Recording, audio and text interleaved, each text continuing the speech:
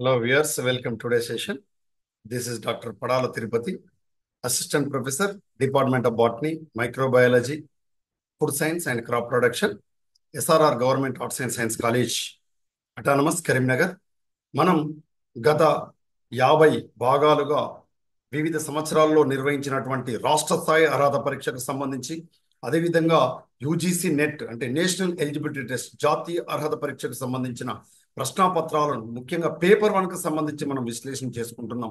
ఈరోజు మనం 2011 జూన్లో జరిగినటువంటి UGC net university grants commission కు సంబంధించిన నేషనల్ ఎలిజిబిలిటీ టెస్ట్ కు సంబంధించిన పేపర్ 1 మనం విశ్లేషణ చేసుకోబోతున్నాం. ముఖ్యంగా ఈ పేపర్ 1 కు సంబంధించి విశ్లేషణ చేసుకోబోయే ముందు అభ్యర్థులకి మనం తప్పకుండా గుర్తుంచుకోవాల్సినటువంటి ఆస్పిరెంట్స్ ఎవరైతే ఉన్నారో ప్రస్తుతం పీజీ చేస్తున్న అభ్యర్థులు కూడా అర్హులే యూజీసీ నెట్ రాయడానికి, అదేవిధంగా సెట్ రాయడానికి. 2 సంవత్సరాల కాలంలో పీజీ పూర్తి చేసి మీరు పాస్ అయిన తర్వాత మెమో తీసుకెళ్తే డెఫినెట్గా మీకు ఆ ఎలిజిబిలిటీ సర్టిఫికేట్ ఇవ్వడం జరుగుతుంది. ఇది అభ్యర్థులు గమనించాలి. అదేవిధంగా అభ్యర్థులకు ముఖ్యమైనటువంటి సూచన ఏంటంటే మారినటువంటి యూజీసీ నిబంధనల మేరకు ముఖ్యంగా మనకి పిహెచ్డి అడ్మిషన్ పొందాలన్నా కూడా యూజీసీ నెట్ అర్హత సాధించాలనేటువంటి విషయాన్ని అభ్యర్థులు గమనించాలి. కాబట్టి మీరు పిహెచ్డి కావాలనుకున్నా తప్పకుండా అర్హత సాధించాల్సినటువంటి అంశం ఏంటంటే యూనివర్సిటీ గ్రాంట్స్ కమిషన్ కు సంబంధించినటువంటి net home science, languages, arts and commerce సంబంధించినటువంటి అభ్యర్థులైతే UGC net NTA UGC net qualify కావాలి. ఒకవేళ సైన్స్ అభ్యర్థులైనట్లయితే ముఖ్యంగా life sciences, physical sciences, chemical sciences, mathematical sciences అభ్యర్థులైతే సిఎస్ఐఆర్ నెట్ క్వాలిఫై కావాల్సినటువంటి ఉంటుంది. ఇది అభ్యర్థులు గమనించాలి. పిహెచ్డి అడ్మిషన్ కావాలనుకున్న వాళ్ళు అంటే రాష్ట్రంలోని వివిధ విశ్వవిద్యాలయాల్లో అసిస్టెంట్ ప్రొఫెసర్గా కానీ డిగ్రీ అండ్ పీజీ కళాశాలల్లో అధ్యాపకులుగా పనిచేయాలంటే డెఫినెట్గా మీరు అర్హత సాధించాల్సింది రాష్ట్ర స్థాయి అర్హత పరీక్ష సెట్ కానీ, అదే దేశంలోని వివిధ విశ్వవిద్యాలయాల్లో అసిస్టెంట్ ప్రొఫెసర్, అదేవిధంగా డిగ్రీ అండ్ పీజీ కళాశాలల్లో అధ్యాపకులుగా పనిచేయాలన్నా నేషనల్ ఎలిజిబిలిటీ టెస్ట్ కంపల్సరీగా క్వాలిఫై కావాల్సినటువంటి ఆవశ్యకత ఏర్పడింది. దీన్ని దృష్టిలో ఉంచుకొని పేపర్ 1 కు సంబంధించి మనం విశ్లేషణ చేసుకుంటున్నాం. ఇందులో మనకు 10 అంశాలు ఉన్నాయి. 10 యూనిట్లకు సంబంధించి అభ్యర్థులు గమనించాలి. Teaching aptitude, research aptitude, comprehension, communication, mathematical reasoning and aptitude, logical reasoning, data interpretation, ICT information and communication technology, people development and environment, higher education system. రేపు మీరు రాయబోయే టీఎస్ సెట్ కు సంబంధించి పేపర్లో డెఫినెట్గా ఇదే సీక్వెన్స్లో, ఇదే క్రోనలాజికల్ ఆర్డర్లో క్వశ్చన్లు వస్తాయి. ప్రతి యూనిట్లకి వెళ్ళి 5 ప్రశ్నలు మాత్రమే వస్తాయి, 6వ ప్రశ్న రాదు. ఇది అభ్యర్థులు గమనించాలి. ముఖ్యంగా సెట్కు సంబంధించి అయితే మొదటి యూనిట్లో 5 ప్రశ్నలు, 2వ యూనిట్ నుంచి 5 ప్రశ్నలు, ఇట్లా వరుసగా క్రోనలాజికల్ ఆర్డర్లో వరుసగా హైయర్ ఎడ్యుకేషన్ సిస్టమ్ వరకు మొత్తం 50 ప్రశ్నలు వస్తాయి. 50 ప్రశ్నలకి ఒక్కొక్క ప్రశ్నకు 2 మార్కులు ఉంటాయి. With in the stipulated time 1 అవర్లో ఎగ్జామ్ రాయాల్సి ఉంటుంది. Multiple choice question, objective type questions paper ఉంటుంది. ఆన్లైన్లో ఎగ్జామ్ రాయాల్సి ఉంటుంది. నెగటివ్ మార్కింగ్ లేదు. ఇది అభ్యర్థులు గమనించాలి. అంటే గత ప్రశ్న పత్రాలను మనం విశ్లేషిస్తే 2018 తర్వాత ఈ పేపర్ 1లో 50 ప్రశ్నల నుంచి 50కి 50 రాయాల్సి ఉంటుంది. ఇంటర్నల్ చాయిస్ లేదు, అంటే ఎలాంటి చాయిస్ లేదు. ప్రతి క్వశ్చన్కి మీరు ఆన్సర్ రాయాల్సిందే. You should answer all the questions. Each question carry 2 marks. ఇది అభ్యర్థులు గమనించాలి. అయితే 2017 కంటే ముందు ఉన్నటువంటి ప్రశ్న పత్రాలు గమనిస్తే 60 ప్రశ్నలు ఉండి ఇంటర్నల్గా 10 క్వశ్చన్స్ చాయిస్ ఉండేది. ఏవేని 50 రాయండి, మొదటి 50, 60కి 60 రాస్తే మొదటి 50కి వాళ్ళు క్రైటీరియా మార్క్స్ ఇచ్చేవారు. ఇది అభ్యర్థులు గమనించాలి. ఈ 10 యూనిట్లు మర్చిపోకండి. పేపర్ 1 క్వాలిఫై కావాలంటే మీ ఆప్షనల్ సబ్జెక్ట్స్, ముఖ్యంగా ఉస్మానియా విశ్వవిద్యాలయం నిర్వహించే రాష్ట్ర స్థాయి అర్హత పరీక్షకు సంబంధించి 29 సబ్జెక్టులో మనకు ఎగ్జామ్ నిర్వహిస్తుంది. అందులో పేపర్ 1లో ఈ 10 అంశాలు ఉంటాయి. ఈ అంశాలని అభ్యర్థులు గుర్తుపెట్టుకోవాలి. అయితే మనం ఈరోజు 2011లో నిర్వహించినటువంటి యూజీసీ నెట్కు సంబంధించినటువంటి ప్రశ్న పత్రాన్ని మనం విశ్లేషణ చేసుకోబోతున్నాం. ఇది మనం చూస్తున్నాం 2011లో నిర్వహించినటువంటి 2011 జూన్లో నిర్వహించినటువంటి యూజీసీ నెట్. 2017 కంటే ముందు మనకు CBSE central board of secondary education నిర్వహించేది. 2017 తర్వాత నేషనల్ టెస్టింగ్ ఏజెన్సీ ఎన్టీఏ ద్వారా మనకు university grants commission national eligibility test నిర్వహించడం జరుగుతుంది. ఇందులో మనం గతంలో జరిగినటువంటి పేపర్ 1ను మనం విశ్లేషణ చేసుకుంటున్నాం. ఇది 50వ భాగంగా మనం చెప్పుకుంటున్నాం. సో దీంట్లో ఫస్ట్ క్వశ్చన్ మనం చూడండి. A research paper is a brief report of research work based on. అంటే ఏదేని ఒక రీసెర్చ్ పరిశోధన పత్రం ఏదైతే ఉంటుందో ఈ పరిశోధన పత్రానికి సంబంధించి దానికి సంబంధించి ఈ బ్రీఫ్ రిపోర్ట్ ఏదైతే ఉందో రీసెర్చ్ వర్క్ కి సంబంధించి ఉంది. అది దేని ఆధారంగా బేస్డ్ ఆన్ దేని ఆధారంగా రీసెర్చ్ పేపర్ మనకు రూపొందించబడుతుంది అంటే ప్రైమరీ డాటా ఓన్లా, సెకండరీ డాటా ఓన్లా, both primary and secondary data అంటే answer both primary and secondary data, ప్రాథమిక దత్తాంశము మరియు సెకండరీ డాటా అంటే ద్వితీయ దత్తాంశం లేదా గౌణ దత్తాంశం అంటారు.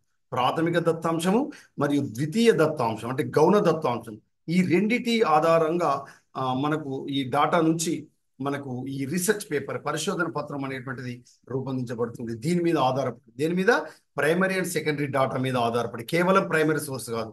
ప్రైమరీ డాటా అంటే ఏంటంటే డైరెక్ట్గా మనం ఏదైతే ఫీల్డ్ మీదకి వెళ్ళి లేదా ఒక వ్యక్తిని ఇంటర్వ్యూ చేయడం కానీ, ఒక వ్యక్తిని మనం క్వశ్చన్ అంటే ప్రశ్నావళి రూపంలో కానీ, లేదా ఇంకా ర్యాండమ్గా మనం ఏది ప్రశ్నావళి రూపొందించి చేయడం కానీ, ఇదంతా కూడా ప్రైమరీ డాటా అవుతుంది.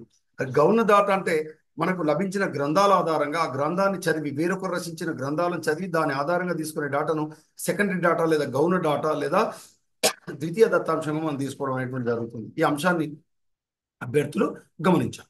నెక్స్ట్ సెకండ్ క్వశ్చన్ మనం తీసుకున్నట్లయితే Newton gave 3 basic laws of motion, this research is categorize. ఇప్పుడు మీరు గమనిస్తే మొదటి క్వశ్చన్, రెండో క్వశ్చన్ మీరు చూడండి, ఇది రీసెర్చ్ అప్టిట్యూడ్కు సంబంధించినటువంటి క్వశ్చన్స్. అంటే మనకు పరిశోధన అభిరుచికి సంబంధించినటువంటి ప్రశ్నలు. ఇవి వ్యక్తికి సంబంధించి, అభ్యర్థులకు సంబంధించి అప్రెంట్స్ లో ఎలాంటి పరిశోధన అభిరుచి ఉంది, వాళ్ళకు నిజంగా ఉందా లేదనేటువంటిది గుర్తించడానికి ఈ క్వశ్చన్స్ అనేటువంటి సంధించడం జరిగింది. ఇందులో రెండో క్వశ్చన్ చూసినట్లయితే న్యూటన్ గేవ్ 3 బేసిక్ లాస్. ఎవరైతే మనకు తెలుసు సార్ ఐజాక్ న్యూటన్ అని మనకు తెలుసు. ఐజాక్ న్యూటన్ 3 మనకు మూల సూత్రాలు ఇవ్వడం జరిగింది. ఏది దేనికి సంబంధించి? మోషన్ కు సంబంధించి. మోషన్ అంటే మనకు వేగం. అయితే ఇందులో ఇలాంటి రీసెర్చ్ మనకు కేటగరైజ్డ్ యాజ్, ఇది ఎలాంటి రీసెర్చ్ అంటే డిస్క్రిప్టివ్ రీసెర్చ్, వర్ణనాత్మక పరిశోధన, శాంపుల్ సర్వే అంటే ఏదైతే మనకు శాంపుల్స్ తీసుకొని సర్వే చేయడమా, లేదా ఫండమెంటల్ రీసెర్చ్ అంటే మౌలికమైనటువంటి పరిశోధన, అప్లైడ్ రీసెర్చ్ అంటే చర్యాత్మక అంటే అనువర్తన పరిశోధన అని అడిగాడు. ఆన్సర్ ఫండమెంటల్ రీసెర్చ్ అంటే మనకు దీన్ని మనం మౌలిక పరిశోధన అని మనం చెప్పుకోవడం జరుగుతుంది. ఏది? న్యూటన్ లాస్ కు సంబంధించి. నెక్స్ట్ థర్డ్ క్వశ్చన్ కు సంబంధించి ఏ గ్రూప్ ఆఫ్ ఎక్స్పర్ట్స్. ఇక్కడ మీరు ఇదే రెండో క్వశ్చన్ గమనిస్తే న్యూటన్ కు సంబంధించినటువంటి 3 లాస్ ఏదైతే మనకు నిత్య జీవితంలో జరిగేటువంటి అంశాలకు సంబంధించి అది అన్వయింపజేసినప్పుడు అది ఎలాంటి రీసెర్చ్ అవుతుందంటే అప్లైడ్ రీసెర్చ్ అవుతుంది. అంటే న్యూటన్ యొక్క రెండవ నియమం లేదా న్యూటన్ యొక్క 3వ నియమం, మీరు ఒక రాకెట్ ను చంద్రయాన్ 3 అని అనుకుందాం. ఫర్ ఎగ్జాంపుల్ చంద్రయాన్ 3ని మనకు ఇస్రో ప్రవేశపెట్టడం జరిగింది. అది ప్రవేశపెట్టి ఇప్పటికీ 1 సంవత్సరం అయింది. అది విజయవంతంగా పనిచేస్తుందని చెప్పడం జరిగింది. ఈ రాకెట్ లో ఇమిడి ఉన్న సూత్రం ఏంటిది? ఈ సూత్రం ఎలాంటి పరిశోధనకు అప్లై అంటే అన్వయింపవచ్చు అంటే న్యూటన్ యొక్క 3వ సూత్రం అని మనం చెప్పకుండా దాన్ని మనం ఏమంటాం? Applied research. ఎందుకు?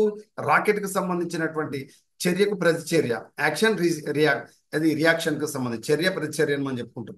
ఇట్లా దాన్ని అప్లైడ్ రీసెర్చ్ గా మనం చెప్పుకుంటాం. కానీ ఇక్కడ మనకి ఏమని చెప్పాడు? వేగానికి సంబంధించి దిస్ రీసెర్చ్ కేటగరైజ్డ్ యాజ్ అంటే 3 ప్రాథమిక నియమం, ద్వితీయ నియమం, తృతీయ నియమం అని చెప్పాడు. అలా చెప్పినప్పుడు అది ఏమవుతుంది? ఫండమెంటల్ రీసెర్చ్, మౌలిక పరిశోధన అవుతుంది. ఏమవుతుంది? మౌలిక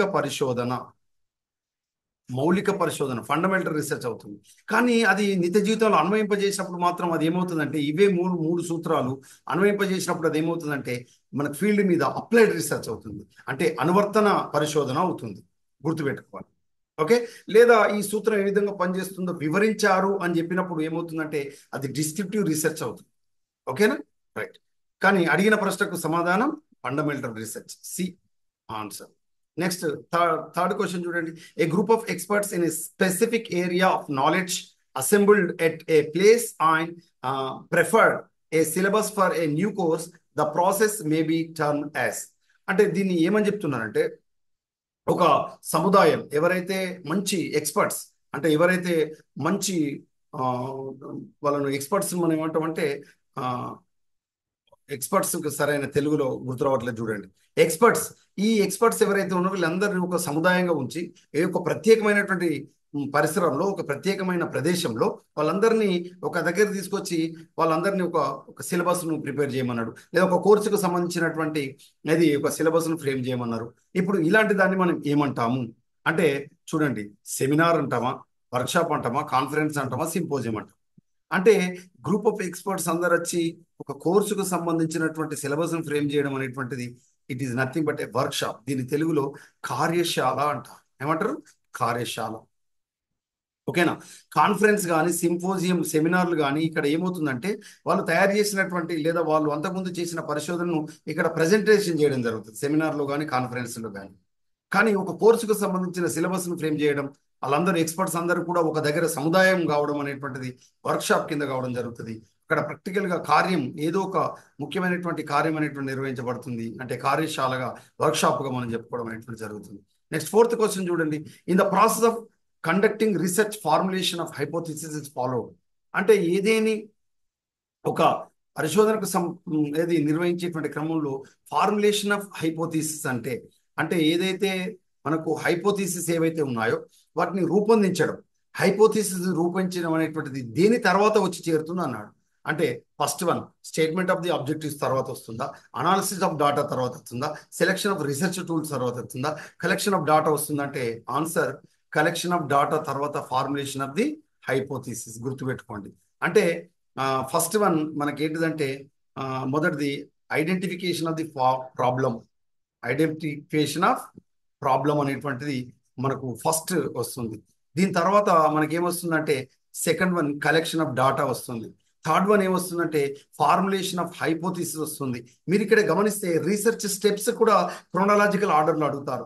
first one identification of the problem, second one collection of the data, third one analysis of data. Okay, ఇక్కడ second one collection of data.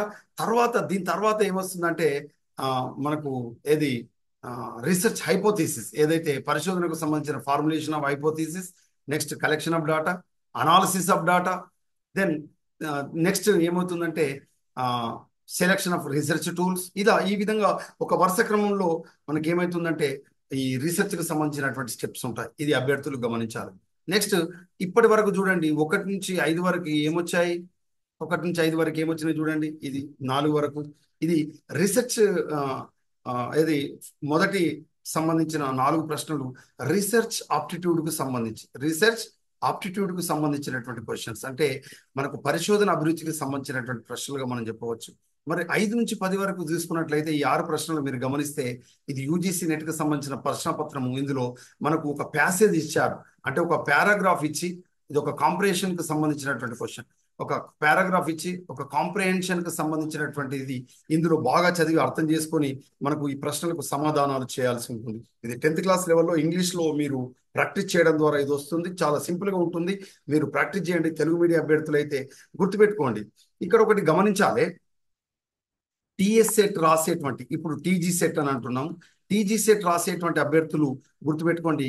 Question పేపర్కు సంబంధించిన పేపర్ 1కు సంబంధించి మీరు గమనిస్తే రీజనల్ లాంగ్వేజ్ తెలుగు మరియు ఇంటర్నేషనల్ లాంగ్వేజ్ ఇంగ్లీష్లో వస్తుంది పేపర్. ఇది అభ్యర్థులు గమనించాలి.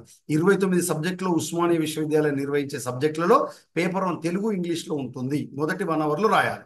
ఒకవేళ యూజీసీ నెట్కి సంబంధించినటువంటి పేపర్ రాసే అభ్యర్థులు క్వశ్చన్ పేపర్ సంబంధించి పేపర్ 1 అదేవిధంగా పేపర్ 2 అంటే మనకు వీటికి సంబంధించి గమనించినప్పుడు ఇవి డెఫినెట్గా హిందీ అండ్ ఇంగ్లీష్లో మాత్రమే ఉంటాయి. అంటే నేషనల్ లాంగ్వేజ్ అదేవిధంగా ఇంటర్నేషనల్ లాంగ్వేజ్లో ఉంటాయి, తెలుగులో ఉండదు. ఇది అభ్యర్థులు గమనించాలి యూజీసీ నెట్కి సంబంధించి. కానీ టీఎస్ సెట్కి లేదా టీజీ సెట్కి సంబంధించి ఏ సబ్జెక్ట్ వాళ్ళకైనా పేపర్ 1 మనకు తెలుగు ఇంగ్లీష్లో ఉంటుంది. కాబట్టి అభ్యర్థులు ఎంచక్క తెలుగులో, సైన్స్ అభ్యర్థులు అయితే వాళ్ళ పేపర్ కంపల్సరీ ఆప్షనల్ సబ్జెక్ట్ ఇంగ్లీష్లోనే ఉంటుంది. కానీ ఇక్కడ పేపర్ 1 తెలుగులో ఉంటుంది కాబట్టి మీరు ఎక్కువ మార్క్స్ స్కోర్ చేయడానికి అవకాశం ఉంటుంది, ఒకవేళ మీకు ఇంగ్లీష్లో ఇబ్బంది అనిపిస్తే. ఇది అభ్యర్థులు గమనించాలి. నెక్స్ట్ 11వ క్వశ్చన్ చూడండి. ఇది కమ్యూనికేషన్కి సంబంధించినటువంటి క్వశ్చన్. అంటే ఫస్ట్ యూనిట్ అంటే ఫస్ట్ది రీసెర్చ్ అప్డేట్కి సంబంధించిన క్వశ్చన్స్ చూసాం, రెండోది కాంప్రిహెన్షన్కి సంబంధించిన క్వశ్చన్ చూసాం. ఇక్కడ 3వ యూనిట్ వచ్చింది కమ్యూనికేషన్కి సంబంధించినటువంటి క్వశ్చన్స్ మనం గమనిస్తాం. చూడండి, ఇలా యూనిట్స్ వైజ్గా మన క్వశ్చన్స్ అనేటువంటి వస్తాయి. మీరు ఇది అభ్యర్థులు గమనించాలి. ఇది 3వ యూనిట్ అంటే మీన్స్ కమ్యూనికేషన్ సంబంధించినటువంటి questions. Public communication tends to occur with in a more. అంటే ఏమంటున్నారు, ఈ మనకు ప్రజలకు సంబంధించి లేదా సమాజానికి సంబంధించి లేదా గవర్నమెంట్కి సంబంధించినటువంటి కమ్యూనికేషన్ ఏదైతే సంభాషణ ఉందో tends to occur with in a more. అంటే ఎక్కడ మనకు సంభవిస్తుంది అంటే ఎక్కువ మొత్తంలోనంటే కన్వీనియంట్ స్ట్రక్చర్. దీన్ని ఎలాంటి స్ట్రక్చర్గా మనం చెప్పుకోవచ్చు అంటే ఇదాన్ని మనం కన్వీనియంట్ స్ట్రక్చర్గా మనం చెప్పుకుంటాం. కాంప్లెక్స్ స్ట్రక్చరా, పొలిటికల్ స్ట్రక్చరా, కన్వీనియంట్ స్ట్రక్చరా, ఫార్మల్ స్ట్రక్చర్ అంటే ఈ ఈ ఈ వాక్యం కమ్యూనికేషన్కి సంబంధించి కన్వీనియంట్ స్ట్రక్చర్గా మనం చెప్పుకుంటాం. నెక్స్ట్ 12th క్వశ్చన్ చూడండి. Transforming thoughts, ideas and messages into verbal and non verbal science is referred to ice. దీన్ని మనం ఏమని పిలుస్తాం? కమ్యూనికేషన్లో మనకు ఎప్పుడెప్పుడైనా సరే గుర్తుపెట్టుకోండి, ఒక ఎన్కోడర్ ఉంటాడు, ఒక డీకోడర్ ఉంటారు. అంటే ఒక సందేశాన్ని పంపేవాడు ఉంటాడు, సందేశకుడు. అదేవిధంగా డీకోడర్ అంటే సందేశాన్ని గ్రహించేవాడు ఉంటాడు, లేదా గ్రహీత ఉంటాడు, లేదా శ్రోత ఉంటాడు. ఈ విషయాన్ని గమనించాలి. రిసీవర్ ఉంటాడు. ఎన్కోడర్ సందేశాన్ని పంపేవాడిని, సెండర్ను మనం ఎన్కోడర్ అని పిలుస్తాం. రిసీవర్ను మనం డీకోడర్ అని పిలుస్తాం. ఈ ఎన్కోడర్ పంపేటువంటి ఈ సంభాషణను ట్రాన్స్ఫార్మ్ అవుతూ ఇతను మాట్లాడే మాటలు కానీ, ఆలోచనలు కానీ, లేదా ఒక ఐడియాస్ కానీ, సందేశం కానీ మనకు వెర్బల్ రూపంలో కానీ, నాన్ వెర్బల్ రూపంలో కానీ ఇలా వెళ్ళి మళ్ళీ ఇక్కడ నుంచి మళ్ళీ మనకు ఏమవుతుందంటే ఈ సందేశకునికి ఇవ్వడం జరుగుతుంది. అంటే దీన్నే మనం ఫీడ్బ్యాక్, లేదా దీన్నే మనం ఏమంటామంటే మనకు ఎఫెక్ట్ అని కూడా మనం పిలుస్తాం. ఎఫెక్ట్ లేదా ఫీడ్బ్యాక్ అని పిలుస్తాం. ఈ మొత్తాన్ని కలిపి అంటే ఈ ఎన్కోడర్ నుంచి డీకోడర్కి వెళ్ళేటువంటి ఈ మెసేజ్ లేదా ఐడియాస్ లేదా థాట్స్ను మనం దీన్ని ఎలాంటి ప్రాసెస్ పిలుస్తామంటే ఒక ఛానల్ అని పిలుస్తాం, మాధ్యమం. ఇదే ప్రక్రియను ఛానలైజేషన్ ప్రాసెస్ అంటాం. ఏమంటాం? ఛానలైజేషన్. మీరు ఇక్కడ గమనిస్తే మీరు చూడండి, ఎన్కోడింగ్ అంటే సందేశకర్త, సందేశాన్ని పంపేవాడు. డీకోడింగ్ అంటే రిసీవర్ అంటే గ్రహీత. మరి వీళ్ళిద్దరి మధ్యలో ఏముండాలి? ఛానల్ ఉండాలి. అంటే ఒక దాన్ని పంపడానికి తోడ్పడేటువంటి ఒక మాధ్యమం లేదా మీన్స్ ఛానల్ ఉండాలి. ఈ ఛానల్ ప్రాసెస్ను మనం ఏమంటామంటే ఛానలైజేషన్ అని పిలుస్తాం. ఓకేనా? ఇది గుర్తుపెట్టుకోండి. Next, effective communication needs to A supportive అంటే ఒక ప్రభావవంతమైనటువంటి సంభాషణ, ఒక మంచి ప్రభావితం చేయబోయేటువంటి సంభాషణ అయ్యేటువంటిది వాటికి ఏం అవసరం అవుతుంది అంటే గుర్తుపెట్టుకోండి, ఎకనామిక్ ఎన్విరాన్మెంటా, పొలిటికల్ ఎన్విరాన్మెంటా, మల్టీకల్చరల్ ఎన్విరాన్మెంటా, సోషల్ ఎన్విరాన్మెంట్ అంటే ఆన్సర్ ఏమని చెప్పుకోవచ్చు? సోషల్ ఎన్విరాన్మెంట్ అంటే సామాజిక మాధ్యమం లేదా సామాజిక పర్యావరణం అనేటువంటిది అవసరం అవుతుంది. ఎందుకు? ఎకనామిక్ ఎన్విరాన్మెంట్ అంటే అది డబ్బుతో కూడి ఉంటుంది, ఇది అవసరం లేదు. పొలిటికల్ ఎన్విరాన్మెంట్ ఇది రాజకీయంతో కూడినటువంటి ఏది పర్యావరణం ఉంటుంది, ఇది అవసరం లేదు. అదేవిధంగా మల్టీకల్చరల్ ఎన్విరాన్మెంట్ అంటే మల్టీకల్చర్ అంటే అర్థం ఏంటిదంటే అనేక గ్రూపులు లేదా మిశ్రమమైనటువంటి ఏది మనకు కల్చర్స్ అంటే ఏదైతే సంస్కృతులు ఉంటాయో మిశ్రమ సంస్కృతులు అవసరమైతే అంటే నో. ఎఫెక్టివ్ కమ్యూనికేషన్కి అవసరమైంది, ప్రభావవంతమైనటువంటి సంభాషణకు అవసరమైంది సోషల్ ఎన్విరాన్మెంట్, సామాజిక పర్యావరణం అనేటువంటిది అవసరం. So this is the right answer. Next 14th question మనం చూసినప్పుడు, a major barrier in the transmission a cognitive data in the process of communication is an individuals. మీరు 13th క్వశ్చన్ కనుక మీరు గమనిస్తే అంటే 12th క్వశ్చన్ కనుక గమనిస్తే ఇక్కడ verbal science and non verbal science అన్నారు. గుర్తుపెట్టుకోండి, వెర్బల్ సైన్స్ అంటేనేమో మనం ఉపయోగించేటువంటి మీన్స్ వాయిస్ అంటే రాతపూర్వకంగా ఉన్నది కానీ, లేదా మనం సంభాషణ రూపంలో ఉన్నటువంటి వాటిని మనం ఏమంటాం అంటే వెర్బల్ కమ్యూనికేషన్ అంటాం, శాబ్దిక సందేశం అంటాం.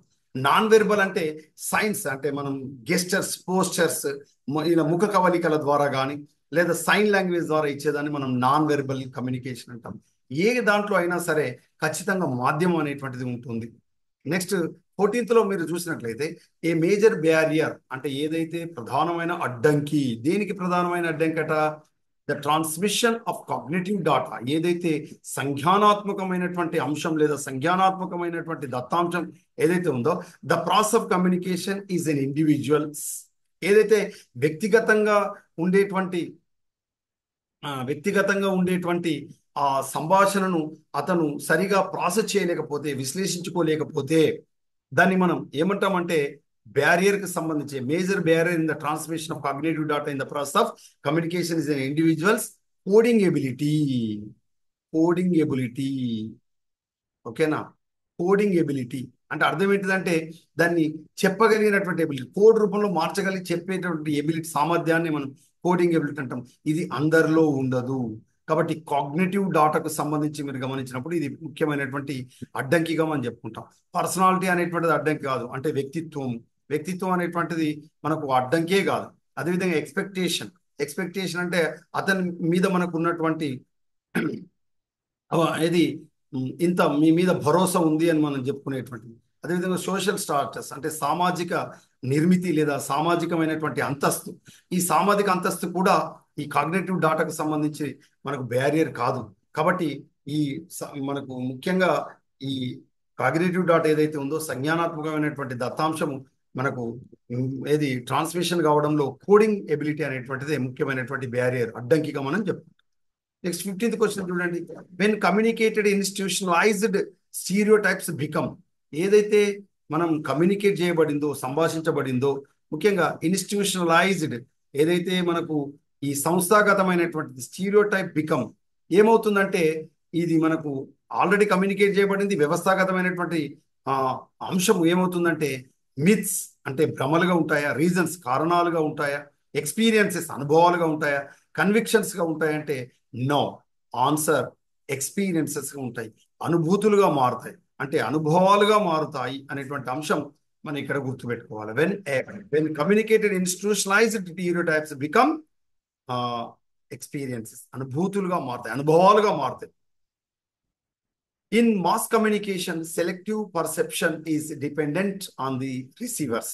ఇక్కడ మనం గమనించినప్పుడు ఏదైతే మాస్ కమ్యూనికేషన్ ఏదైతే ఉందో దీనికి సంబంధించి సెలెక్టివ్ పర్సెప్షన్ ఏదైతే మనం ప్రత్యక్షానికి సంబంధించి అది మనం ఎంపిక చేయబడ్డటువంటి ప్రత్యక్షానికి సంబంధించి డిపెండెంట్ ఆన్ ది రిసీవర్స్, ఏదైతే గ్రహీతకు సంబంధించినటువంటి దేని మీద ఆధారపడి ఉంటుందంటే రిసెప్టివిటీ అంటే తీసుకునే దాని మీద ఆధారపడి ఉంటుంది, గ్రహించే దాని మీద ఆధారపడి ఉంటుంది, రిసెప్టివిటీ. నెక్స్ట్ 17th క్వశ్చన్ మనం తీసుకున్నట్లయితే determine the relationship between the pair of words numerator denominator and then select the pair of words from the following which have similar relationship. అంటే ఏదైతే ఉందో మనకు సమానమైనటువంటి సంబంధాలకు సంబంధించి కింది వాటిలో గుర్తించని ఇవ్వడం జరిగింది. అంటే సమానమైనటువంటి దానికి సంబంధించి మనం తీసుకున్నప్పుడు ఈ కింది వాటిలో మనకు ఏదైతే ఇప్పటి వరకు మనం చెప్పుకున్నంత కమ్యూనికేషన్ సంబంధించి అయితే ఇది రీజనింగ్ కి సంబంధించి లాజికల్ రీజనింగ్ కి సంబంధించి మనం చెప్పుకోవచ్చు. ఈ లాజికల్ రీజనింగ్ కి సంబంధించి మనం తీసుకున్నప్పుడు ఇందులో చూడండి fraction decimal divisor quotient top bottom dividend divisor అంటే ఇక్కడ సిమిలర్ రిలేషన్ కి సంబంధించి ఏదైతే ఉందో ఇక్కడ ఏదైతే ఈ న్యూమరేటర్ డినామినేటర్ కి సంబంధించి మనం తీసుకున్నప్పుడు సిమిలర్ రిలేషన్షిప్ ఉన్నదాన్ని చెప్పమన్నాడు.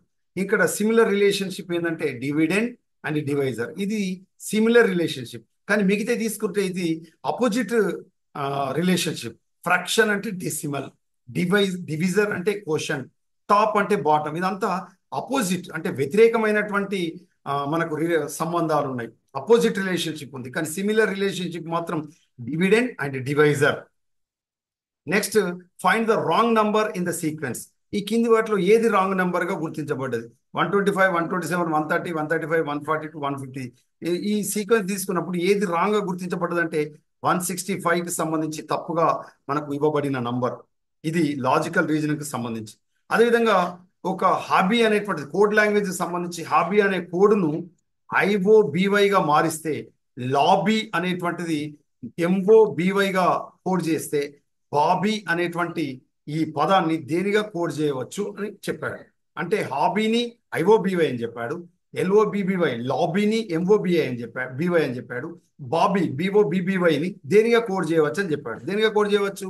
హాబీ COBY కోడ్ చేయవచ్చు. ఇది అభ్యర్థులు గమనించాలి. నెక్స్ట్ 28th క్వశ్చన్, ఇదంతా లాజికల్ రీజనింగ్ కి సంబంధించి అభ్యర్థులు గమనించాలి. లాజికల్ రీజనింగ్ తర్వాత 28th క్వశ్చన్ చూడండి. The letters is the first set have certain relationship on the basis of this relationship make the right choice for the second set. ఇక్కడ ఏమన్నాడంటే K/T east 11/20 J/R east ఎంత అన్నాడు. ఇది నిష్పత్తులు శాతానికి సంబంధించిన క్వశ్చన్. K/T ఈస్టు 11/20 అన్నప్పుడు J/R ఎంత అవుతుంది? దాని ఆన్సర్ 10/18. ఓకేనా? K/T ఈస్టు 11/20 ఇచ్చినప్పుడు J/R ఈస్టు 10/18. సో ఇది right option.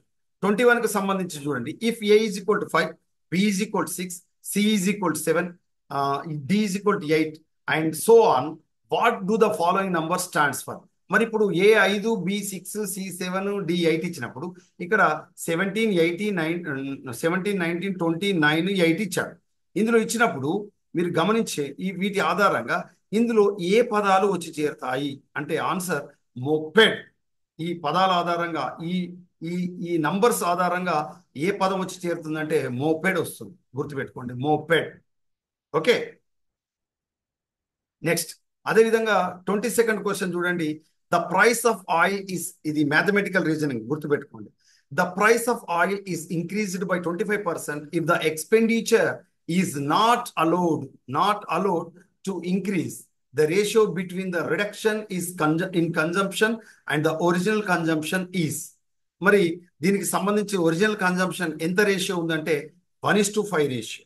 The correct answer is 1:5 ratio. Okay, then 23rd question చూడండి. How many eights are there in the following sequence which are preceded by 5 but not immediately followed by 3.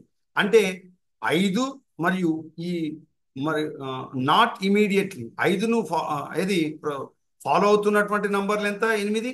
అదేవిధంగా 3తో అనుసంధానించబడని ఏది 5లు 8లు ఎన్ని అని అడిగాడు. ఇక్కడ మీరు గమనించండి, అలాంటి 8లు ఎన్ని ఉన్నాయంటే 4 ఉన్నాయి. అంటే 5 తర్వాత ఇమీడియట్గా ఉన్నాయి చూడండి. ఇలా మీరు లెక్క పెట్టుకుంటూ పోతే ఉంటాయి. మరి 3 ఉండకూడదు, మళ్ళీ ఇక్కడ మరి 3 తర్వాత ఉండకూడదు. ఓకేనా, ఇక చూడండి, ఇక్కడ ఒకటి ఉంది 5 తర్వాత 8, ఇక్కడ ఒకటి ఉంది 5 తర్వాత 8, ఇక్కడ ఉన్నది 5 తర్వాత 8, ఇక్కడ ఉన్నది అయితే ఇక్కడ మధ్యలో 3 ఉండకూడదు. అంటే ప్రొసీడెడ్ బై 3 అన్నాడు కాబట్టి ఇక్కడ ఒకటి ఉన్నది. మొత్తం కలిసి మనకి ఎన్ని అవుతాయి? 1, 2, 3, 4. సో మొత్తం 8 ఎన్ని ఉన్నాయి? 4. ఆన్సర్ 4 అవుతుంది. Next, if a rectangle were called a circle. అంటే ఇక్కడ ఏమనిపించాడంటే ఒక దీర్ఘ చతురస్రాన్ని దేనిగా పిలిచాడు? ఒక సర్కిల్ గా పిలిచాడు. అదేవిధంగా ఏ సర్కిల్ అను ఒక పాయింట్ గా పిలిచాడు, ఒక పాయింట్. అదేవిధంగా ఒక పాయింట్ ఏమని పిలిచాడంటే ట్రయాంగిల్ అని పిలిచాడు. ఏమని పిలిచాడు? ట్రయాంగిల్. అండ్ ఈ ట్రయాంగిల్ అంటే ఈ ట్రయాంగిల్ దేనిగా పిలిచాడు? స్క్వేర్ గా పిలిచాడు. అంటే ఇట్లా చతురస్రంగా పిలిచాడు. The shape of a wheel అంటే ఒక చక్రం ఏ ఆకారంలో ఉంటుంది అన్నాడు. ఇది చక్రం, ఈ చక్రము ఏ ఆకారంలో ఉంటుంది అంటే దీని అర్థం ఏంటిదంటే ఇక్కడ చక్రం అంటే ఇక్కడ ఏంటిది? సర్కిల్. మరి సర్కిల్ దేని ఆకారం ఉంటుంది? పాయింట్. సో ఆన్సర్ ఏమవుతుంది? పాయింట్. ఇది గుర్తుపెట్టుకోవాలి, చాలా చాలా important. Okay, point. Next 25th చూడండి. Which one of the following methods is best suited for mapping the distribution of different crops as provided in the standard classification of crops in India. అంటే భారతదేశంలో పండేటువంటి పంటలకు సంబంధించి మనం తీసుకున్నప్పుడు ఈ కింద ఇవ్వబడినటువంటి దాంట్లో ఏ మెథడ్ను మనం ఉపయోగిస్తామని చెప్పాడు. ఇందులో పై డయాగ్రామ్ ఉపయోగిస్తామా, తర్వాత కోరోక్రోమాటిక్ టెక్నిక్ ఉపయోగిస్తామా, లేకపోతే ఐసోప్లీత్ టెక్నిక్ ఉపయోగిస్తామా, డాట్ మెథడ్ ఉపయోగిస్తామంటే గుర్తుపెట్టుకోండి, చాలా చాలా ఇంపార్టెంట్. ఇక్కడ కోరోక్రోమాటిక్ టెక్నిక్ ను మనం ఉపయోగించడం అనేటువంటి జరుగుతుంది. ఓకేనా, భారతదేశంలో మనకు పండేటువంటి పంటలకు సంబంధించి. Next, which one of the following does not come under the methods of data classification. Does not అంటే చెందనిది అన్నాడు. ఏమని చెప్పాడు? మెథడ్స్ ఆఫ్ డాటా క్లాసిఫికేషన్ ఒక దత్తాంశాన్ని వర్గీకరించడానికి ఈ కింది వాటిలో దేన్ని ఉపయోగించకూడదు అని అన్నాడు. క్వాంటిటేటివ్ ఉపయోగిస్తాం, నార్మేటివ్ ఉపయోగిస్తాం, క్వాలిటేటివ్ ఉపయోగిస్తాం. కాబట్టి ఉపయోగించేది ఏంటిది? స్పేషియల్, ప్రాదేశిక దత్తాంశాన్ని మనం ఉపయోగించాం. క్వాలిటేటివ్ దత్తాంశాన్ని ఉపయోగిస్తాం అంటే గుణాత్మకమైనటువంటి దత్తాంశాన్ని. నార్మేటివ్ అంటే సంభావ్యతకు సంబంధించినటువంటి ఉపయోగిస్తాం. క్వాంటిటేటివ్ అంటే మనకు సంఖ్యాత్మకమైనటువంటి అది దత్తాంశాన్ని వినియోగించడం అనేటువంటి జరుగుతుంది. నెక్స్ట్ 27 చూడండి. Which one of the following is not a source of data. Not అంటున్నాడు చూడండి, కానిది అని అడుగుతున్నాడు. అభ్యర్థులు గమనించాలి, దానికి చెందింది అడుగుతున్నాడా చెందనిది అడుగుతున్నాడా అది చూసిన తర్వాత 4 ఆప్షన్స్ ఆధారంగా ఆన్సర్ చేయాలి. డైరెక్ట్ మొదటి దాన్ని చూసి ఆన్సర్ ఎప్పుడు కూడా చేయకూడదు. ఇక్కడ మీరు చూడండి, not the following source of data అంటే ఒక డాటాను మనం సేకరించడానికి మూలం కానిది ఏదే అని అడిగాడు. పాపులేషన్ సెన్సస్, అంటే ఏదైతే జనాభా లెక్కలు ప్రతి 10 సంవత్సరాలకు ఒకసారి భారతదేశంలో జనాభా లెక్కలు జరుగుతాయి. 2021కి సంబంధించిన జనాభా లెక్కలు జరగలేదు. ఎందుకు జరగలేదంటే అప్పుడు కరోనా వచ్చింది. ఇది రాబోయే ఎగ్జామ్లో అడగడానికి అవకాశం ఉంటుంది. 2000 సెన్సెసే ఇప్పటికి మనం అనుసరిస్తున్నాం. ఇది అభ్యర్థులు గమనించాలి. 2011లో జనాభా లెక్కలు జరిగినాయి, 2021లో జరగాలి. దానికి సంబంధించి 2020లోనే ప్రారంభమై జనాభా లెక్కలు ముగియాలి. కానీ 2020లోనే 2019 కరోనా COVID-19 వల్ల 2021 సెన్సెస్ మనం నిర్వహించలేము. ఇది అభ్యర్థులు గమనించాలి. అదేవిధంగా GIS, global information system, GIS కు సంబంధించి వినియోగిస్తాం సోర్స్ ఆఫ్ డాటా. అదేవిధంగా శాంపుల్ సర్వే, ఏదైతే మనకు శాంపుల్స్ ఉంటాయో వాటిని సర్వే చేయడం ద్వారా మనం దత్తాంశాన్ని సేకరిస్తాం. కానీ అడ్మినిస్ట్రేటివ్ రికార్డ్స్ ఆధారంగా ఏదైతే మనకు ఇక్కడ కార్యాలయాల్లో దొరికేటువంటి రికార్డ్స్ ఆధారంగా మనం ఎప్పుడైనా సరే దత్తాంశానికి మూలంగా మనం భావించాం. కాబట్టి చంద్ అనేది అన్నప్పుడు మొదటిది అవుతుంది. నెక్స్ట్ 28 సంబంధించి మనం చూసినప్పుడు if the statement some men are cruel, కొద్ది మంది క్రూరులు అని చెప్తున్నాడు. కొద్ది మంది మనుషులు క్రూరులు అన్నాడు. ఈజ్ ఫాల్స్, అది తప్పు. కొద్ది మంది క్రూరులు అనేది తప్పు అని చెప్తున్నాడు. Which of the following statements are true అంటున్నాడు. అంటే కొద్ది మంది క్రూరులు అనేది తప్పు అయినప్పుడు ఈ కింది వాటిలో స్టేట్మెంట్ ఏదైతే ఉందో నిశ్చిత వాక్యం లేదా మనకు కింద ఇవ్వబడినటువంటి స్టేట్మెంట్లో ఏది కరెక్ట్ అని అడుగుతుంది. ఆల్ మెన్ ఆర్ క్రూయల్ ఎట్లా అవుతారు? సమ్ మెన్ ఆర్ క్రూయల్ అనేది తప్పు అయినప్పుడు ఆల్ మెన్ ఆర్ క్రూయల్ అనేటువంటిది తప్పు, ఇది కాదు. No men are cruel, so some men are cruel అనేది తప్పు అయితే సమ్ మెన్ ఆర్ క్రూయల్ అన్నాడు. కానీ ఇక్కడ ఏమంటున్నాడు? నో మెన్ ఆర్ క్రూయల్ అంటున్నాడు. అది ఫాల్స్ కదా, కాబట్టి ఇది కూడా కాదు. కాబట్టి ఆన్సర్ ఏమవుతుందంటే some men are not cruel. So ఇది మనకు correct answer. So third option is right answer. Next, the octal number system consist of the following symbols. మనకు అష్టాంశమానం, ఆక్టల్ నంబర్ అంటే 8. యాక్చువల్గా మనకు డెసిమల్ నంబర్ అంటే దశాంశమానం కానీ లేదా ద్విసంఖ్యామానం బైనరీ సిస్టమ్ అనేటువంటిది ఉంటుంది కంప్యూటర్కి సంబంధించి. డెసిమల్ కానీ బైనరీ కానీ ఉంటుంది. మరి ఆక్టల్ నంబర్ అని చెప్పుకున్నప్పుడు ఈ కింది వాటిలో ఏది సూచిస్తుందంటే 0 to 9 అయినప్పుడు అది దశాంశమానం చూపిస్తుంది. 0 to 9 ఏఎఫ్ అనేటువంటిది దశాంశమానానికి ఇంకా అదనంగా చూపిస్తుంది. కాబట్టి ఇది కాదు, ఇది కాదు. నన్ ఆఫ్ ద అబోవ్ అనేది కూడా తప్పు. 0 to 7 మనం ఎన్ని అవుతుంది సంఖ్య మీరు చూడండి. 0 నుంచి 7 లెక్క పెడితే 8 అవుతాయి. కాబట్టి ఆక్టల్ నంబర్ సిస్టమ్ అనేటువంటిది ఇది సూచిస్తుంది. A is the right answer. Next 38th question మనం తీసుకున్నప్పుడు the binary equivalent of 19 decimal in signed magnitude system is. అంటే మనకు దశాంశమానం ఏదైతే 19కి సంబంధించి మనకు దశాంశమానం ఉందో దానికి సంబంధించి ఈ విధంగా మనం లెక్క పెట్టినట్లయితే మనకి ఏం రావాలంటే 2 9s 2 4s 2 2s 2 1s ఇట్లా మనం చెప్పుకుంటూ పోతాం. ఇక్కడ మనం తీసుకున్నట్లయితే దీన్ని ఈ విధంగా రాస్తే ద్విశంక మ్యానానికి సంబంధించి 1 0 1 1 1 అని మనం రాస్తాం. కానీ ఈ కింది వాటిలో ఏది రాలేదు కాబట్టి none of the above is the answer. కానీ అడిగింది ఏంటిది? -19 అని కూడా అన్నాడు. కాబట్టి -19 అన్నప్పుడు ఇక్కడ 1/19 అవుతుంది. 1/19 డెసిమల్కి సంబంధించి ఇచ్చిన వాటిలో ఏది కూడా సరైనది కాదు. None of the above is the right answer. Next ఇక్కడ ఒక అబ్రివేషన్ అడిగాడు. ఏంటిది? ఆక్రోనిమ్ అని కూడా అంటాడు, లేదా అబ్రివేషన్ అంటారు, లేదా ఫుల్ ఫామ్ అని కూడా అంటారు. DNS in internet technology. ఇది మనకు ఐసీటీకి సంబంధించినటువంటి క్వశ్చన్, ఇన్ఫర్మేషన్ కమ్యూనికేషన్ కి సంబంధించినటువంటి క్వశ్చన్. ఇది గుర్తుపెట్టి ఇప్పటిదాకా చెప్పుకున్నదంతా లాజికల్ రీజనింగ్, మ్యాథమెటికల్ రీజనింగ్. ఇప్పుడు చెప్పుకునేది 31 క్వశ్చన్ మనం తీసుకున్నట్లయితే ఐసీటీకి సంబంధించిన క్వశ్చన్. మరి ఇందులో చూసినట్లయితే DNS in internet technology stands for, అంటే డిఎన్ఎస్ ను ఎక్కడ వాడతామంటే ఇంటర్నెట్ టెక్నాలజీలో వాడతారు. అంటే అంతర్జాలకం అంటారు. తెలుగులో ఏమంటాం? అంతర్జాలం, ఇంటర్నెట్. మరి ఇంటర్నెట్ లో వాడే డిఎన్ఎస్ యొక్క అబ్రివేషన్ ఏంటిదని అడిగాడు. డిఎన్ఎస్ యొక్క అబ్రివేషన్ ఏంటిదంటే డొమైన్ నేమ్ సిస్టమ్.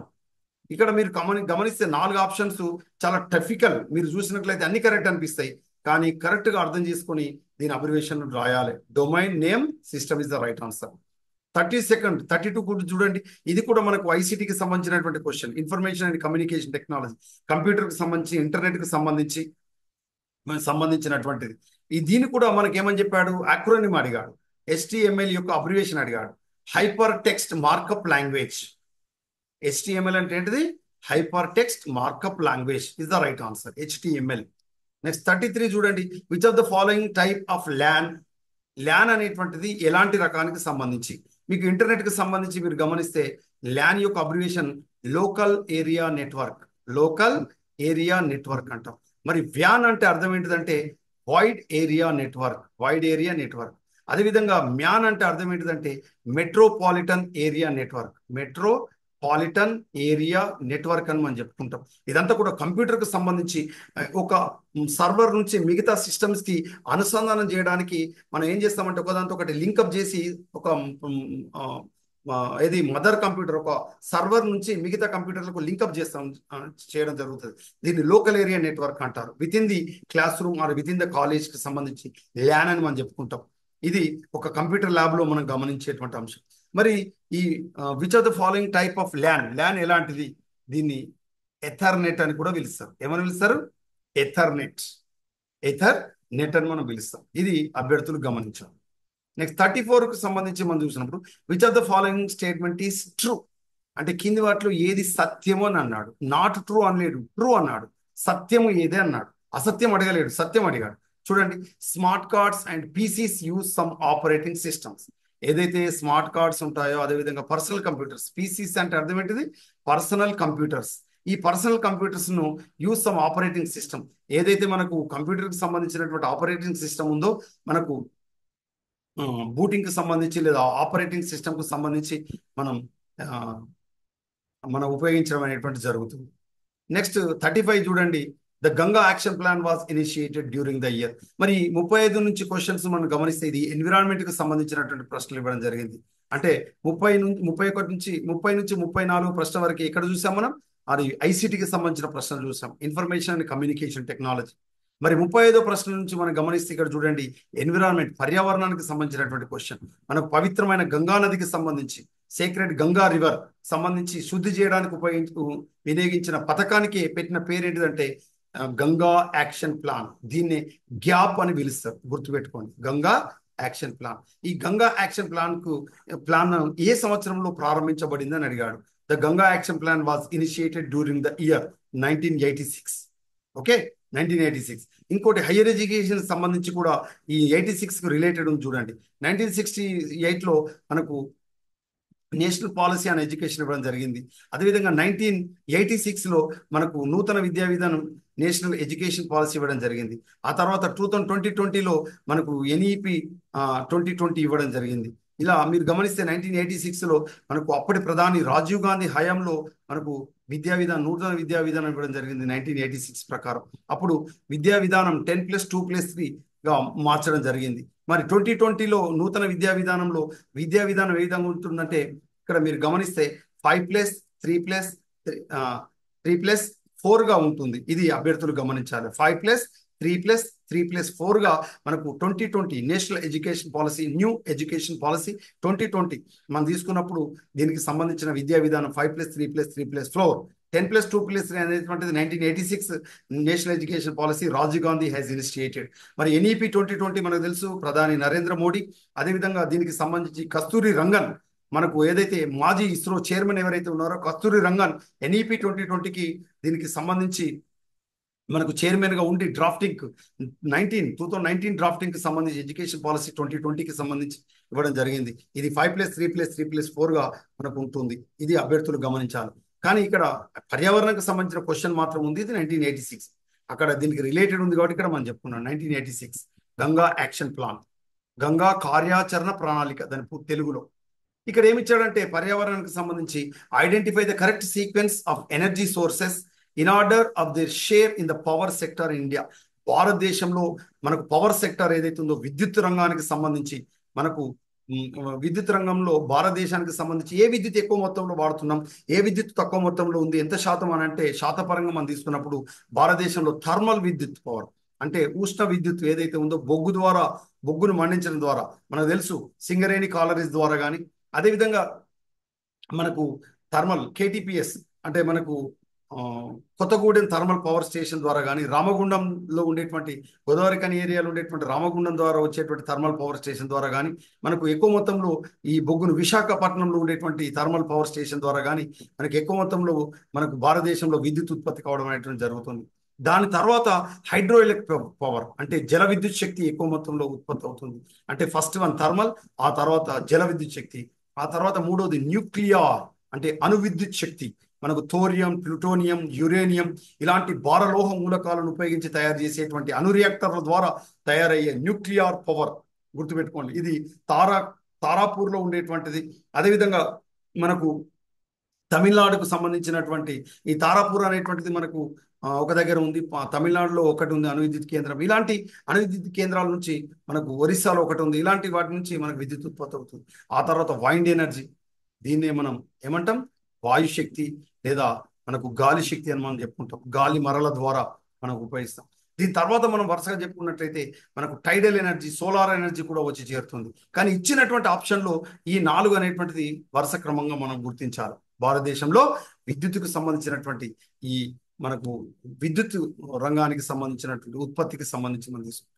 తర్వాత chromium as a contaminant in drinking water in excess of permissible level causes. మనం ఏదైతే క్రోమియం ఏదైతే ఉందో ఇది మనకు లోహం. ఈ క్రోమియం ఎక్కువగా పొల్యూట్ కావడం వల్ల మనకు మానవుల్లో కలిగేటువంటి ఎలాంటి వ్యాధులు వస్తాయని చెప్పారు. క్రోమియంతో కలుషితమైన జలాన్ని వాడడం ద్వారా మానవుల్లో వచ్చేటువంటి వ్యాధి ఏదైనా అడిగాడు. Contaminant of the chromium in the drinking water excess of permissible level.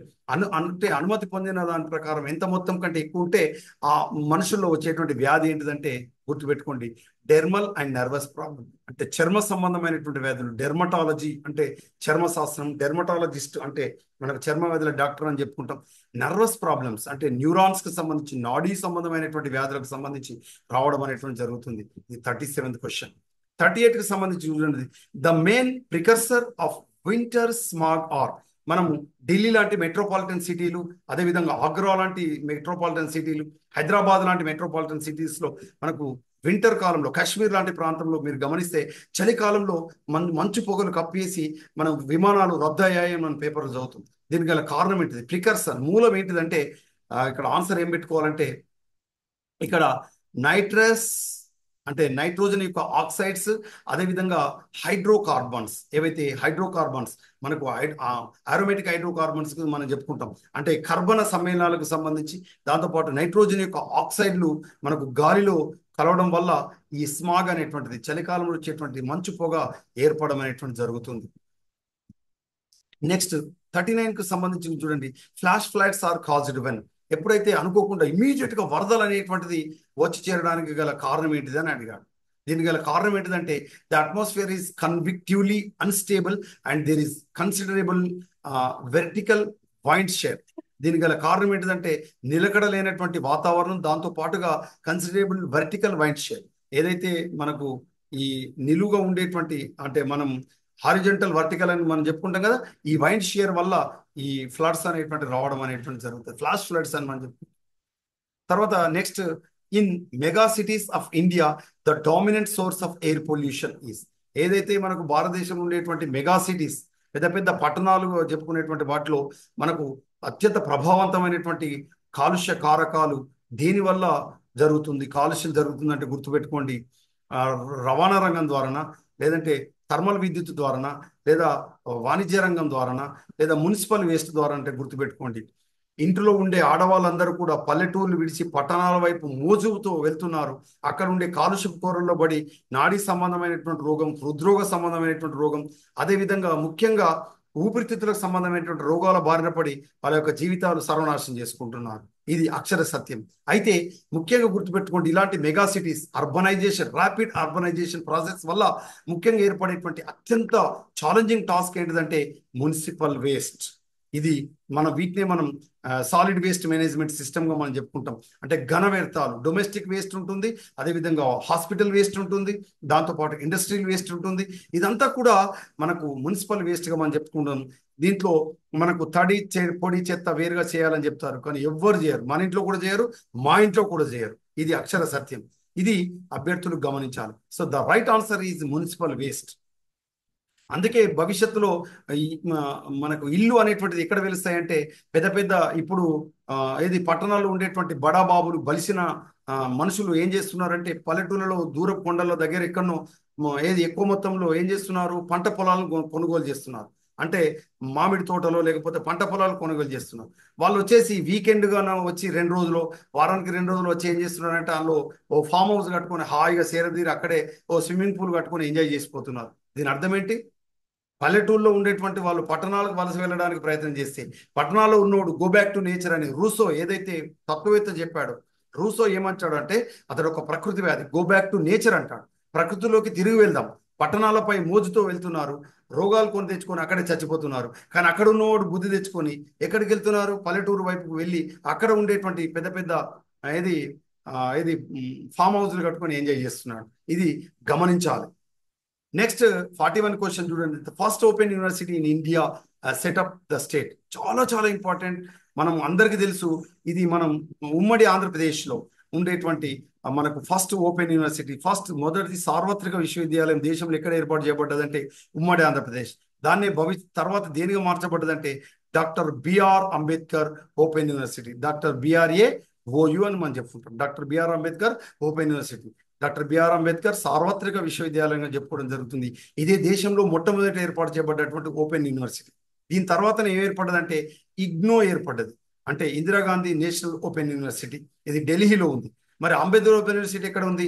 Hyderabad, Jubilee hills లోని హైదరాబాద్లో ఉంది. ఇది అభ్యర్థులు గమనించాలి. ఇది మొట్టమొదటిసారిగా దేశంలో ఏర్పాటు చేయబడ్డ విశ్వవిద్యాలయం. Education at your door step అనే పేరుతోటి, education at your door step అనేటువంటి పేరుతోటి మనకు ఇది కోర్సును అందిస్తుంది. ముఖ్యంగా ఎవరైతే రెగ్యులర్ కోర్సులో వెళ్ళి చదవలేనటువంటి వ్యక్తులు ఉంటారో, ముఖ్యంగా మహిళలు ఉంటారో, అలాంటి మహిళలు కూడా ఎడ్యుకేషన్ వెనుకబడకూడదనే ఉద్దేశంతో మన కోసం దేశంలోనే మొట్టమొదటిసారిగా మన రాష్ట్రంలో ఉమ్మడి ఆంధ్రప్రదేశ్లో ఇది ఏర్పాటు చేయబడింది. ఏది? Ambedkar open university. దాని పేరు ముందు ఏముంది అంటే ఆంధ్రప్రదేశ్ యూనివర్సిటీ ఉండే, తర్వాత డాక్టర్ బిఆర్ఏ ఓయుగా అంబేద్కర్ ఓపెన్ యూనివర్సిటీగా మార్చబడింది. Education at your doorstep దీని యొక్క ఫోకల్ థీమ్. దేనికి? Doctor BR Ambedkar open university. Next, most of the universities in India are funded by. గుర్తుపెట్టుకోండి, యూనివర్సిటీస్కు సంబంధించిన నిధులు ఇచ్చేటువంటి సంఘం ఏంటంటే విశ్వవిద్యాలయాల నిధుల సంఘం. దీని తెలుగులో ఏమంటాం? విశ్వవిద్యాలయాల నిధుల సంఘం. దీని ఇంగ్లీష్లో ద యూనివర్సిటీ గ్రాంట్స్ కమిషన్ అంటారు. గుర్తుపెట్టుకోండి. Next, which of the following organization looks after the quality of technical and management education in India? ఇప్పుడు గత 3 ప్రశ్నలు మీరు గమనిస్తే ఇదంతా హైయర్ ఎడ్యుకేషన్ సిస్టమ్కు సంబంధించినటువంటి క్వశ్చన్స్. ఇది అభ్యర్థులు గమనించాలి. ఇక్కడ ఏమడిగాడు? Which of the following organisations looks after the quality of technical and management education India? భారతదేశంలో సాంకేతిక విద్య మరియు యాజమాన్య విద్యకు సంబంధించి ఏది నిర్వహణ చేస్తుందంటే AICTE, all India council of technical education, AICTE. మరి ఎన్సిటిఈ దేన్ని నిర్వహిస్తుంది అంటే నేషనల్ కౌన్సిల్ ఫర్, దీని పూర్తి పేరు ఏంటిది? National council for teacher education. అంటే ఉపాధ్యాయ విద్యకు సంబంధించి ఏది నిర్వహిస్తుందంటే ఎన్సిటిఈ. ఏఐసిటి ఏం చేస్తుందంటే సాంకేతిక విద్యను, ముఖ్యంగా మనకు ఇంజనీరింగ్ టెక్నాలజీకి సంబంధించి బీటెక్, ఎంటెక్, బిఈ, ఎంఈకి సంబంధించి, అదేవిధంగా మేనేజ్మెంట్కి సంబంధించి ఎంబీఏ, బీబీఏకి సంబంధించినటువంటిది అంతా కూడా ఏఐసిటిఈ నిర్వహిస్తుంది అనేటువంటి విషయాన్ని గమనించాలి. ఈ సిఎస్ఆర్ అనేటువంటి council of scientific industrial research అనేటువంటిది ముఖ్యంగా మనకు యూనివర్సిటీ లెవెల్లో ఉండేటువంటి వ్యక్తుల కోసం, ముఖ్యంగా పరిశోధనకు సంబంధించి, రీసెర్చ్కి సంబంధించి, దీని యొక్క పూర్తి పేరు ఏంటిదంటే council of scientific and industrial research. దీని యొక్క పూర్తి పేరు ఇండస్ట్రియల్ రీసెర్చ్. గుర్తుపెట్టుకోండి, సిఎస్ఐఆర్. ఇది మనకు ముఖ్యంగా హైయర్ ఎడ్యుకేషన్కి సంబంధించి పరిశోధన వైపుకి అభ్యర్థులకి ఫండింగ్ చేయడానికి ఈ సిఎస్ఐఆర్ అనేటువంటిది గుర్తించడం అనేటువంటి జరుగుతుంది. నెక్స్ట్ 44 క్వశ్చన్ చూడండి. Consider the following statements, identify the statement which implies natural justice. ఈ దానికి సంబంధించి మనం గమనించినప్పుడు natural justice is an inalienable right of a citizen. అంటే ఏదైతే సహజసిద్ధంగా వచ్చేటువంటి న్యాయం ఏదైతే ఉందో, inalienable rights of a citizen, ప్రతి వ్యక్తికి అందాల్సినటువంటి న్యాయంగా మనం చెప్పుకుంటాం. Next, the president of India, భారత రాష్ట్రపతి ఎవరు అంటే ఇక్కడ మనం చెప్పుకున్నప్పుడు both head of the state and the head of the government, అంటే దేశానికి మరియు ప్రభుత్వానికి సంబంధించి మనం చెప్పుకున్నప్పుడు అతడు హెడ్గా ఉంటాడు, రాజ్యానికి, ప్రభుత్వానికి సంబంధించి. ఇది అభ్యర్థులు గమనించాలి, president of India. Next, who among the following holds officer during the pleasure of the president of India? President of ఇండియాకు సంబంధించి మనకు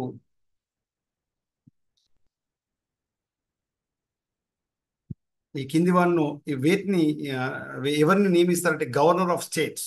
ఒక రాష్ట్రాలకు సంబంధించి గవర్నర్ను మనకు నియమించడం అనేటువంటి జరుగుతుంది. నెక్స్ట్, ఇది నాట్ ఫర్ విజువల్ హ్యాండిక్యాప్డ్, ఇది విజువల్ హ్యాండిక్యాప్డ్ సంబంధం లేనటువంటిది. 47 క్వశ్చన్కు సంబంధించి మనం తీసుకున్నప్పుడు ఇక్కడ మనకు ఒక వెన్ డయాగ్రామ్ ఇవ్వడం జరిగింది. ఇది ఒక మనకు దత్తాంశానికి సంబంధించి వెన్ డయాగ్రామ్. ఈ వెన్ డయాగ్రామ్ అంటే వెన్ చిత్రం రూపంలో కానీ, బార్ గ్రాఫ్ రూపంలో కానీ, లేదా పై గ్రాఫ్ రూపంలో కానీ, లేదా లైన్ గ్రాఫ్ రూపంలో కానీ, ఒక ట్యాబులార్ ఫామ్ లో కానీ ఇచ్చి డాటా అనాలిసిస్ చేయమంటాడు. దీనికి సంబంధించినటువంటి క్వశ్చన్ 47 అండ్ 49 ఇవి అన్ని కూడా గుర్తుపెట్టుకోండి. అదేవిధంగా 50 నుంచి 52 కూడా ఇది ఒక డాటా అనాలిసిస్ కి సంబంధించినటువంటిది. ఇది ఈ డాటాకు సంబంధించి విశ్లేషణ చేయడం అనేటువంటిది జరుగుతుంది. తర్వాత నెక్స్ట్ ది టీచింగ్ అప్టిట్యూడ్కి సంబంధించినటువంటి క్వశ్చన్స్ మనం చూస్తాం. For maintaining and effective discipline in the class the teacher should. మనకు క్లాస్ రూమ్లో ప్రభావవంతమైనటువంటి మంచి క్రమశిక్షణ పొందించడానికి టీచర్ ఏ విధంగా ఉండాలి? Deal with them politely and firmly. అంటే క్రమశిక్షణ పేరుతోటి హార్ష్గా వ్యవహరించకూడదు. ఎలా ఉండాలి? పొలైట్గా ఉండాలి, మంచి డిగ్నిఫైడ్గా ఉండాలి, అఫీషియల్గా ఉండాలి, పొందికగా ఉండాలి. An effective teaching aid is one which. ఏదైతే మనకు ప్రభావవంతమైనటువంటి బోధన అభ్యసనకు సంబంధించినటువంటి బోధనోపకరణం ఏదైతే ఉందో ఆ కింది వాళ్ళు ఏదని ఇచ్చాడు చూడండి. కలర్ఫుల్ అండ్ గుడ్ లుకింగ్ అంటే మంచి కలర్తో ఉండాలి, బాగా కనబడే విధంగా ఉండాలి. యాక్టివేట్స్ ఆల్ ఫ్యాకల్టీస్ అంటే అందరిని కదిలించే విధంగా ఉండాలన్నా, కనబడే విధంగా ఉండాలి, విద్యార్థులకు ఉండాలన్నా, లేదంటే ఈజీగా తయారు చేసేదానికి ఉండాలంటే గుర్తుపెట్టుకోండి. ఇది ప్రశ్నకి ఆన్సర్ గుర్తించడం చాలా టఫ్, ఎందుకంటే ఇది అన్ని కరెక్ట్ అనిపిస్తాయి కానీ ఆన్సర్ మాత్రం యాక్టివేట్స్ ఆల్ ఫ్యాకల్టీస్. నెక్స్ట్ 55 చూడండి. Those teachers are popular among students who. అంటే కొద్ది మంది ఉపాధ్యాయులు చాలా పేరు ప్రఖ్యాతులు సంపాదిస్తారు విద్యార్థుల మధ్య. ఎందుకనగా అని అడిగాడు. డెవలప్ ఇంటిమసీ విత్ దెమ్, అందరితోటి మంచిగా ఉంటాడు. అందువలన help them solve their problems. విద్యార్థులకు వారి వారి సమస్యలు ఏవైతే ఉంటాయో, ముఖ్యంగా పాఠ్యాంశాలకు సంబంధించినటువంటి సమస్యలు ఏవైతే ఉంటాయో, డౌట్స్ ఏవైతే ఉంటాయో వాటికి సులభమైనటువంటి మార్గం ద్వారా పరిష్కారాలు ఇవ్వగలిగేటువంటి టీచర్ను వాళ్ళు పాపులర్ టీచర్గా గుర్తించడం అనేటువంటి జరుగుతుంది విద్యార్థుల మధ్యలో. Next the essence of an effective classroom environment is. ఒక ప్రభావవంతమైనటువంటి క్లాస్ రూమ్ పర్యావరణాన్ని ఇవ్వడానికి ఈ కింది వాటిలో దేనిగా గుర్తిస్తాం, దేన్ని ఇంపార్టెంట్గా గుర్తిస్తాం అంటే లైవ్లీ స్టూడెంట్ టీచర్ ఇంటరాక్షన్. టీచర్కు విద్యార్థుల మధ్యలో మంచి ప్రభావవంతమైనటువంటి సంభాషణ, ప్రభావవంతమైనటువంటి చర్చ జరిగినప్పుడు అది ప్రభావవంతమైనటువంటి క్లాస్ రూమ్ ఎన్విరాన్మెంట్గా గుర్తించడం అనేటువంటిది జరుగుతుంది. నెక్స్ట్ 57 చూడండి. On the first day of his class అంటే నా యొక్క మొదటి తరగతి నేను క్లాస్ రూమ్లో ఎంటర్ అయినప్పుడు, if a teacher is asked by the students to introduce himself he should. మరి ఒక టీచర్ అడిగినప్పుడు, ఒక టీచర్ ఏమడుగుతున్నాడు? ఆస్క్డ్ బై ద స్టూడెంట్స్ అంటే స్టూడెంట్స్ చేత అడిగినప్పుడు ఇంట్రడ్యూస్ హిమ్సెల్ఫ్, తనకు తాను పరిచయం చేసుకున్నప్పుడు ఏం చేయాలి? Tell them about himself in a brief. నన్ను చెప్పమన్నాడు కదా నీ ముందు చరిత్ర అంతా చెప్పుకుంటూ కూర్చున్నాడు అనుకోండి, ఇది ఈ సారేం సార్రా భయ్ అని విద్యార్థులు నొచ్చుకుంటారు. కాబట్టి ఏం చేయాలి? చిన్నగా, సంక్షిప్తంగా, చాలా ఎఫెక్టివ్గా అలా ఇట్లా చెప్పేస్తే సార్ చాలా బాగా చెప్పారండి. First impression is good impression. గుర్తుపెట్టుకోండి క్లాస్ రూమ్లో టీచరే ఎంటర్ అయినప్పుడు. నెక్స్ట్ 58 చూడండి. మోరల్ వాల్యూస్, నైతిక విలువలకు సంబంధించి నైతిక విలువలకు సంబంధించి చూసినప్పుడు can be effectively inculcated among the students when the teacher. ఎప్పుడైతే టీచర్కి సంబంధించి గుర్తుపెట్టుకోండి నైతిక విలువలు క్లాస్ రూమ్లో చెప్పాల్సి వచ్చినప్పుడు, విద్యార్థుల మధ్యలో అది పెంపొందించాలనుకున్నప్పుడు ఏ విధంగా వివరించాలి అంటే ఎలా పెంపొందిస్తాడంటే ఫ్రీక్వెంట్లీ ఆస్క్ అబౌట్ వాల్యూస్. విలువ అంటే ఏంటిది, విలువ అని చెప్తే వస్తుందా? రాదు. Himself practice them. అతను కొన్ని విలువలను పాటిస్తూ తరగతి గదిలో టైంకి రావాలి అనేది ఒక విలువ, పంక్చువాలిటీ. ఇతడే అరగంట లేటుగా వెళ్ళిన అనుకోండి, విద్యార్థులు టైంకి వస్తారా? రాదు.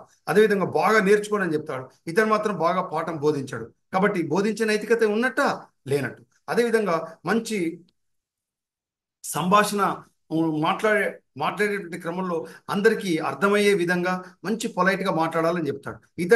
అతను మాట్లాడేటువంటి వ్యక్తి మాట ముందు వరుసలో ఉండేటువంటి వ్యక్తికి వినబడలేదనుకోండి, అతను ఫాలో అవుతాడా? సింపుల్ చెప్పాలంటే teacher is himself as a role model for everything among the peer or among the four walls or in the classroom. ఇది గుర్తుపెట్టుకోండి. Next 59 question, the essential qualities of a researcher. ఇది పరిశోధనకు సంబంధించినటువంటి question రో బాబు, బాగా గుర్తుపెట్టుకోండి. మరి మంచి పరిశోధకు ఉండాల్సినటువంటి గుణాలు, క్వాలిటీస్, అంశాలు, లక్షణాలు ఏంటిదని అడిగాడు. చూడండి, ఈ మంచి పరిశోధనకు ఉండాల్సిన లక్షణాలు: spirit of the free enquiry. అతడు ఖచ్చితంగా పరిశోధనకు సంబంధించినటువంటి ఎంక్వైరీ చేసే గుణాన్ని కలిగి ఉండాలి. Reliance on observation and evidence. ఏదైతే పరిశీలిస్తాడో, ఏదైతే పొందుతాడో, ఆ పొందేటువంటి అంశాలను ఖచ్చితంగా రిలయబుల్గా ఉంచాలి. ఓకేనా? అదేవిధంగా సిస్టమటైజేషన్ ఆర్ థియరైజింగ్ నాలెడ్జ్. అంటే దాన్ని సిస్టమేటిక్గా ఒక క్రమ పద్ధతిలో క్రోడీకరించి ఒక సిద్ధాంతీకరించేటువంటి సామర్థ్యాన్ని కలిగిన విజ్ఞానాన్ని కలిగి ఉండాలి. కాబట్టి 5 అన్నీ కూడా సరైన ఆన్సర్. ఇక లాస్ట్ క్వశ్చన్ రీసెర్చ్కి సంబంధించి, రీసెర్చ్ ఈజ్ కండక్టెడ్ టు. పరిశోధన ఎందుకు కండక్ట్ చేయాలి, పరిశోధన ఎందుకు నిర్వహించాలి? నెంబర్ చూడండి, జనరేట్ న్యూ నాలెడ్జ్, కొత్త విజ్ఞానాన్ని కనుగొనడానికి. Obtain research degree. కాబట్టి మనకు పరిశోధన సంబంధించినటువంటి డిగ్రీని పొందడానికి. తర్వాత రీఇంటర్ప్రెట్స్ ఎగ్జిస్టింగ్ నాలెడ్జ్. ఉన్న విజ్ఞానాన్ని కొత్త విధంగా అతను మలిచి సూచించడానికి పరిశోధన అనేటువంటిది అవసరం అవుతుంది. కాబట్టి ఈ 3 అంశాలు పరిశోధనకు సంబంధించి సరైన అంశాలుగా మనం చెప్పుకుంటాం. సో అభ్యర్థులు గమనించాలి, సరైనలో 60 క్వశ్చన్స్ ఉన్నాయి కదా, మరి మేము రాసేటువంటి టీఎస్ సెట్కి సంబంధించి కానీ, అంటే టీజీ సెట్ అని పిలుస్తున్నాం, లేదా యూజీసీ నెట్కి సంబంధించి పేపర్ 1లో 60 క్వశ్చన్లు ఉంటాయంటే నో. ఎన్ని ఉంటాయండి? కేవలం 50 క్వశ్చన్స్ ఉంటాయి. నో ఇంటర్నల్ చాయిస్, 50కి 50 ఆన్సర్ చేయాలి. నెగటివ్ మార్కింగ్ లేదు, మల్టిపుల్ చాయిస్లో ఉంటాయి. ఇది అభ్యర్థులు గమనించాలి. So my dear friends, I will stop here. ఇది మీరు దీనికి సంబంధించినటువంటి విశ్లేషణను మీరు వీడియో ద్వారా మీరు గ్రహించండి. మీకు ఏదైనా సందేహాలు ఉంటే నన్ను అప్రోచ్ కండి. నా నంబరు మీ వాట్సాప్ గ్రూప్లో ఉంది, ఈ వీడియోలో ఉంది. So SRR Government Arts and Science College always supports you, encourage you till the goal is reached. Department of Botany, Microbiology, Food Science and Crop Production. These departments always supports you. Okay? Unconditional supports. So I wish you all success. So my dear friends, prepare well.